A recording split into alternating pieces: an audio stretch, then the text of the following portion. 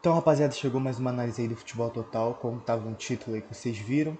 O tema do vídeo é o que o Flamengo pode tirar de bom, o que o Rogério Ceni pode tirar de bom da eliminação do jogo do Racing, mais especificamente nessa partida de volta. Vou minimizar aqui o gravador. E começando, vocês vendo aí a escalação dos dois times. O Flamengo entrou sem Gabigol e sem Pedro. Pedro começou no banco.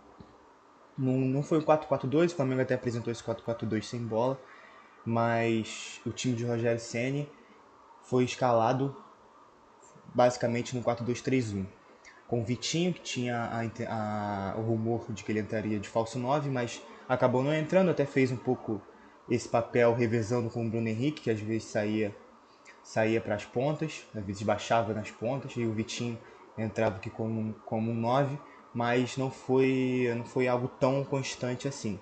E é até um dos temas desse vídeo.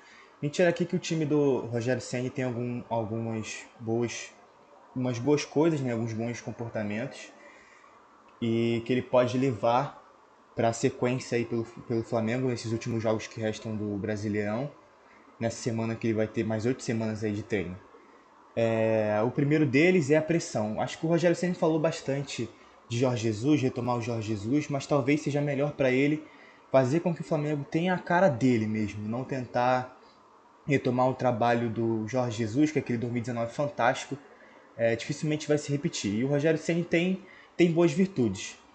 Assim como tem alguns defeitos, como apresentou também no jogo, nessas eliminações recentes, a dificuldade do time construir com bola no pé, em ter dinâmicas para furar blocos baixos, mas é um time que tem muito volume, tem muita qualidade, então acaba criando bastante mesmo assim, criando pelo menos algumas ocasiões de gol.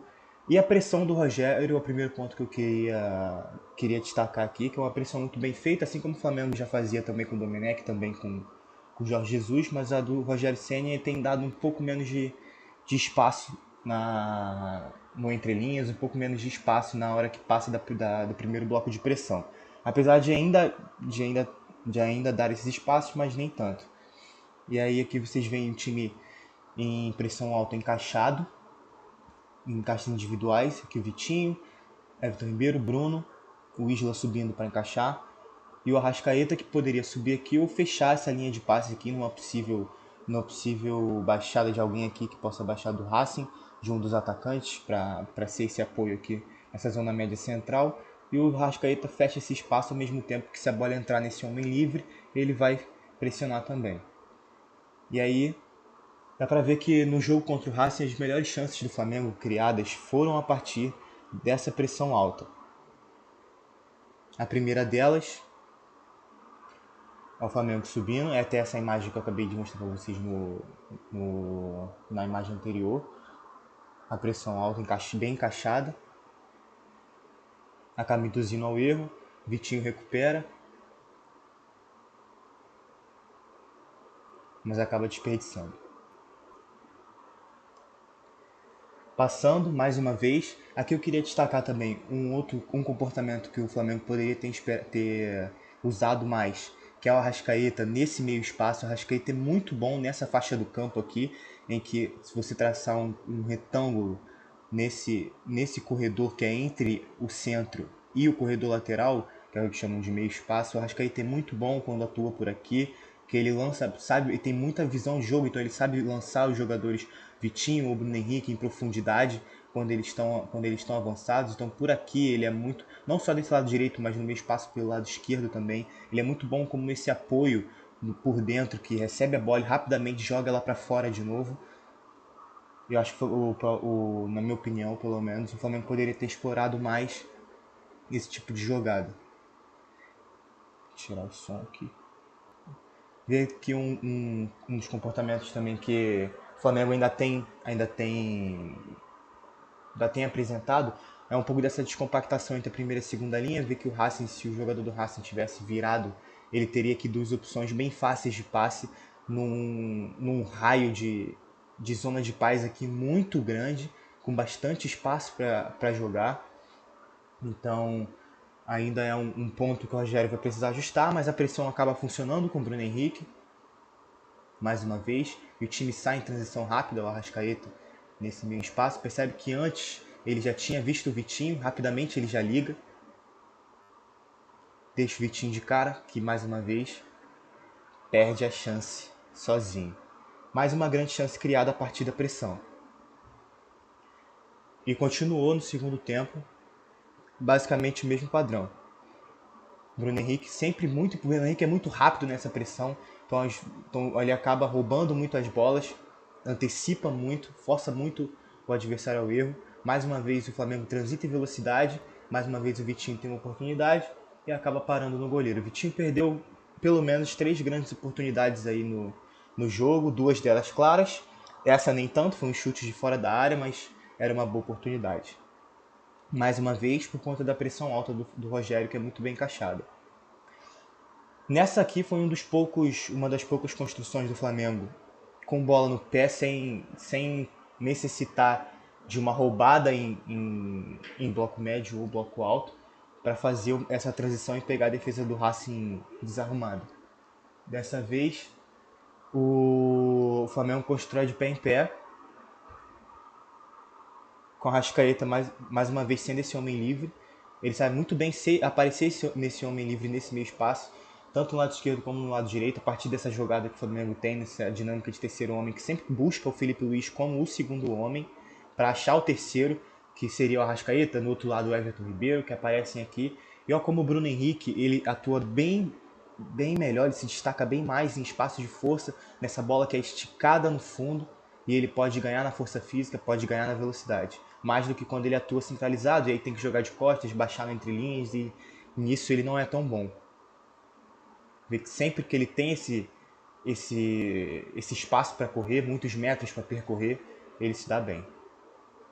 E aí mais uma grande chance que o Flamengo criou e acabou desperdiçando.